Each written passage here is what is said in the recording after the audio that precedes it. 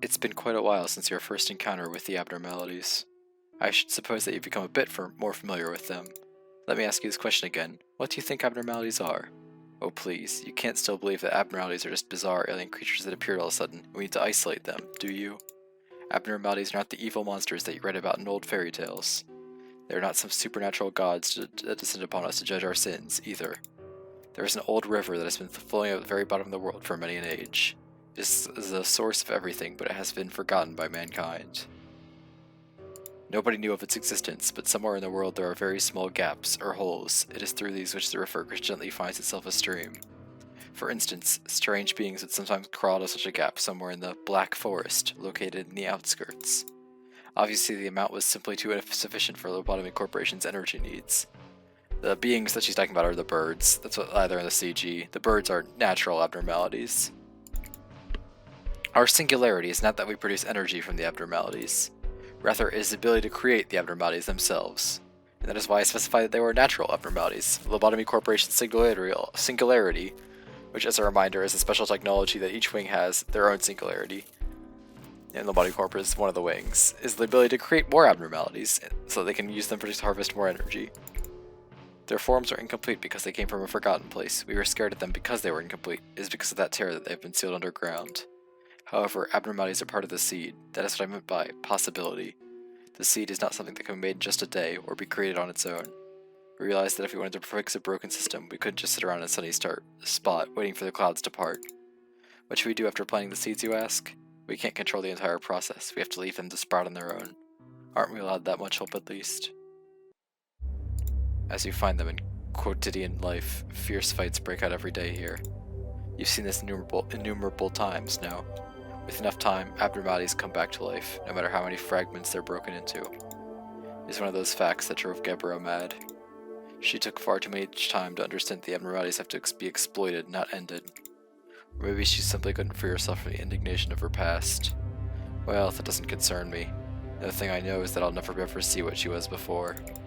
Nevertheless, I can't help but be astonished by the potential of ego each time I see her go on a rampage. Ego is potential? You'll never know it. You never wield an ego. In fact, there are many weapons that have enormous power in this world apart from ego. Artifacts from the outskirts and from the ruins, the singularities of the wings, or from rudimentary inventions made in the back streets. If used correctly, they would be weapons that could fare against abnormalities somehow. But giving these weapons to employees that never even learned how to fight outside basic trainings is useless as teaching a hatchling to hunt. The rabbits are specialized in killing. They can spot the enemy's weakness right away and focus their firepower, giving that they have enough munitions.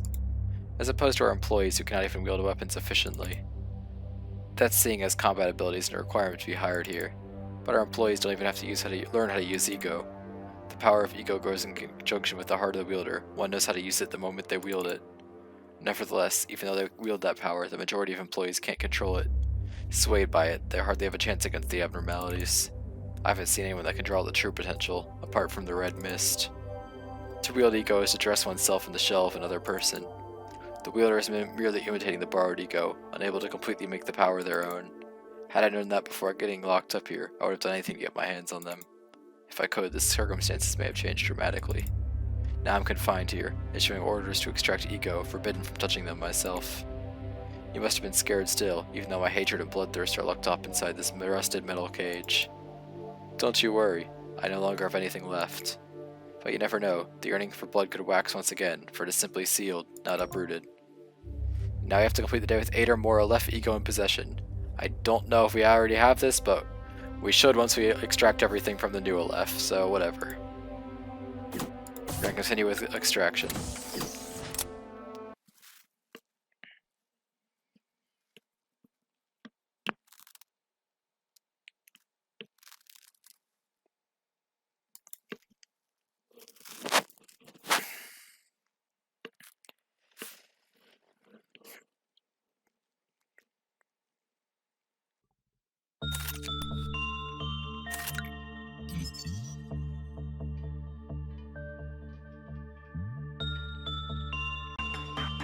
Welcome back to the Lobotomy Corp. We've got another basic day, just have one more left to get materials from.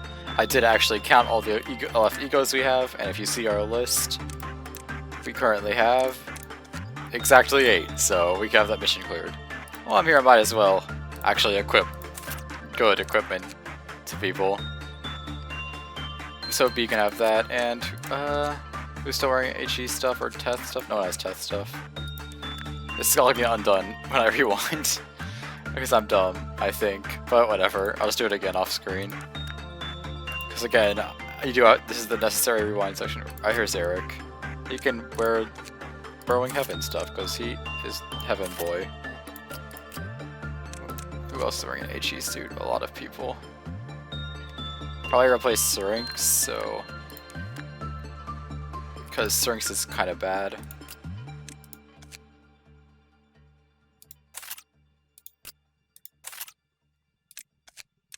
No one has a Teth gun anymore.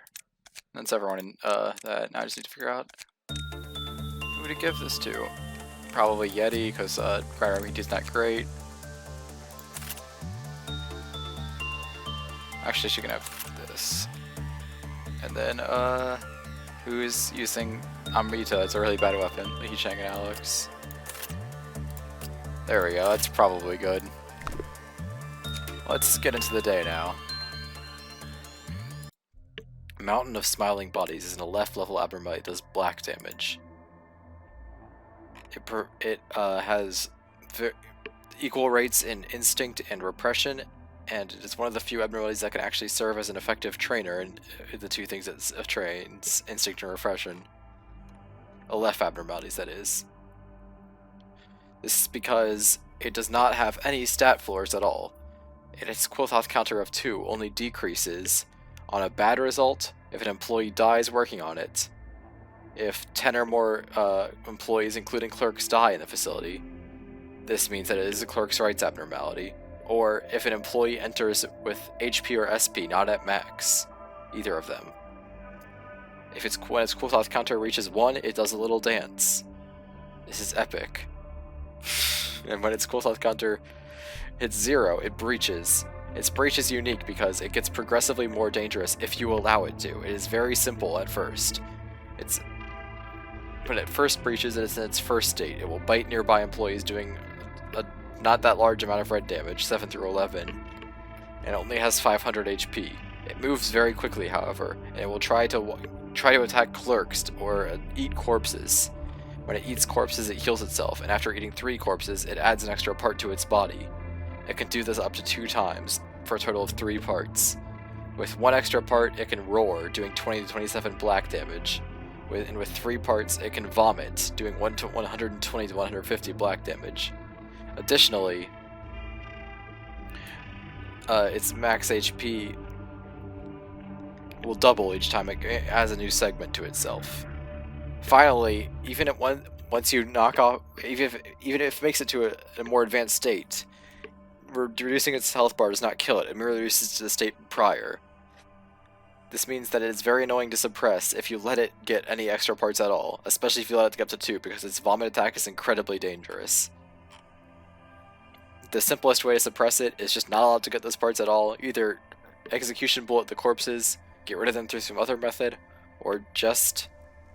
execution bullet the clerks so they can't make corpses, get rid of the corpses they make through some other method, or just beat it up as soon as it breaches without letting it eat any corpses at all. The far simpler method. Its weapon and its armor are both very strong. Its armor has a 0.2 towards black, and its gift is okay. It's a 2% chance at max with Binah's upgrade, so it's not really worth considering. Its weapon has a unique buff that decreases enemy's movement speed while it hits, but it's not really that special. It is also the weapon that one of the weapons Gebra is using in her 3rd phase. The other one was just Tishia. And notably, the day begins with another failure. I forgot the Burrowing Heaven's the one and only gimmick because I am, as I have said repeatedly in this playthrough, kinda stupid. I've even had the Burrowing Heaven before. There is literally no excuse for this. Sorry, Moraine. But anyway, back to the day. This is kind of an uninteresting part of the game just because there's not really any major missions. All of the Binah and Hawkma missions after Binah's make a certain amount of gear missions have been pretty uneventful. So really we're just getting gear from the last set and preparing for the end game. where the game bears its teeth once again. I guess if we weren't like being efficient with our training, hawk positions would be a roadblock, and some of Binah's would be a roadblock if we weren't efficient at gathering gear or information, but I mean, we were, so it's not really that difficult. Also, days where we're getting Aleph gear just tend to be get all the gear from Alephs, and that means a lot of works at the same Aleph, because we have to do get like 800 boxes from this one thing to finish it in one day. We're really gonna have MOSB, and you're not gonna have it in here for this much longer. Speaking of Mountain of Smiling Bodies, I didn't say this in its profile, but Gebra's 3 Aleph mission, it's probably the hardest mission in the game, out of not counting the meltdowns.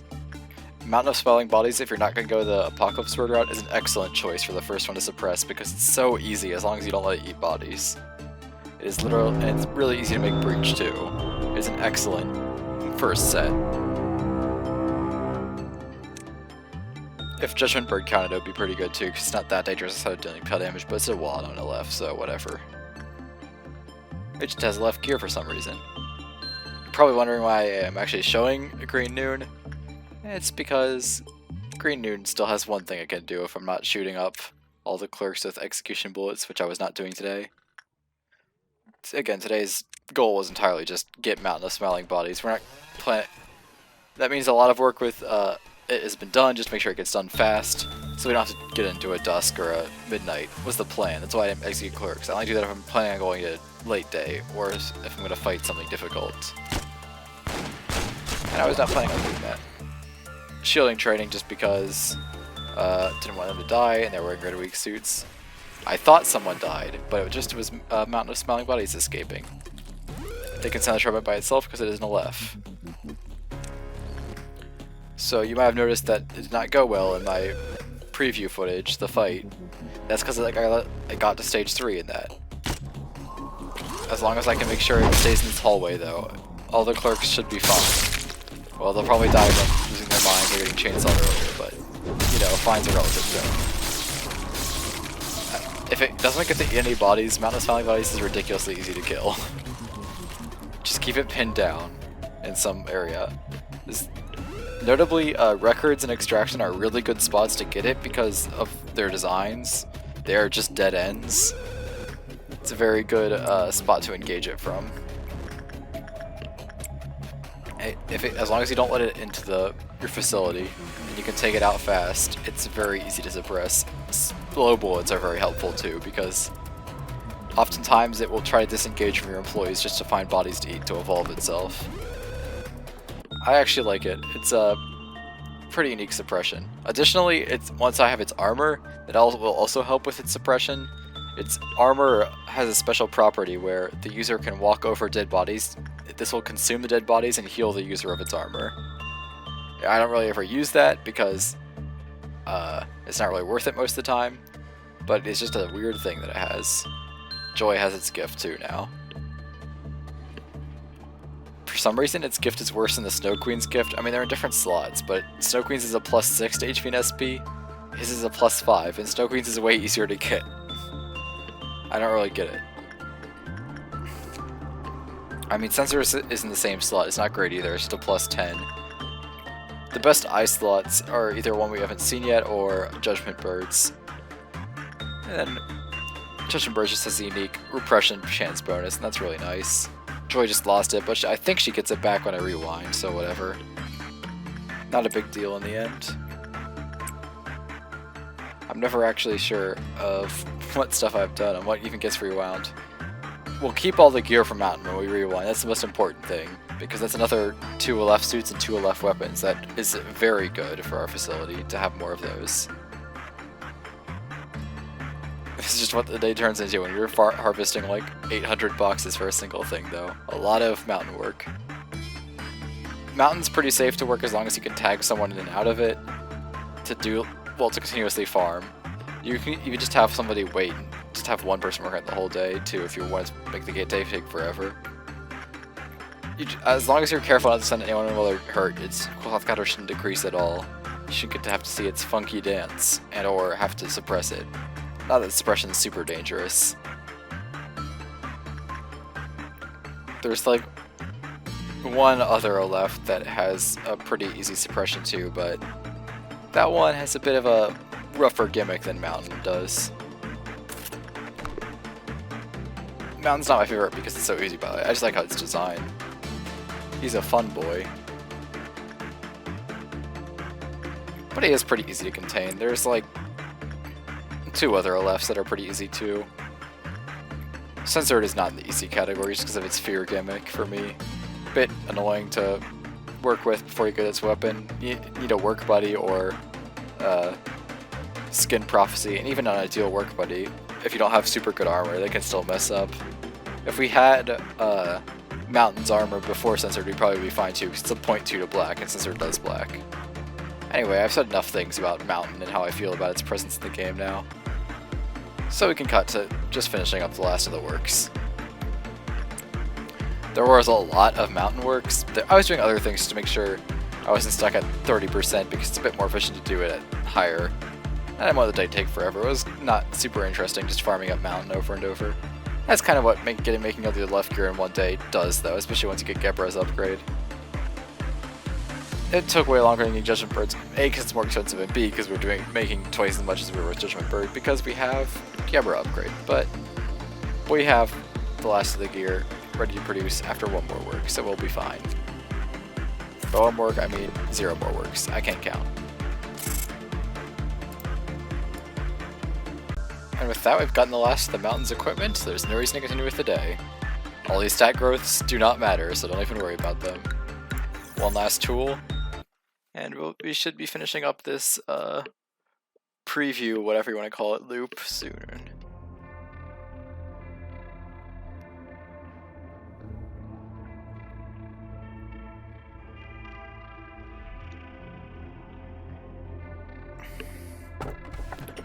$2.99 is a Teth tool. $2.94 is a Zayn tool. It's actually really good.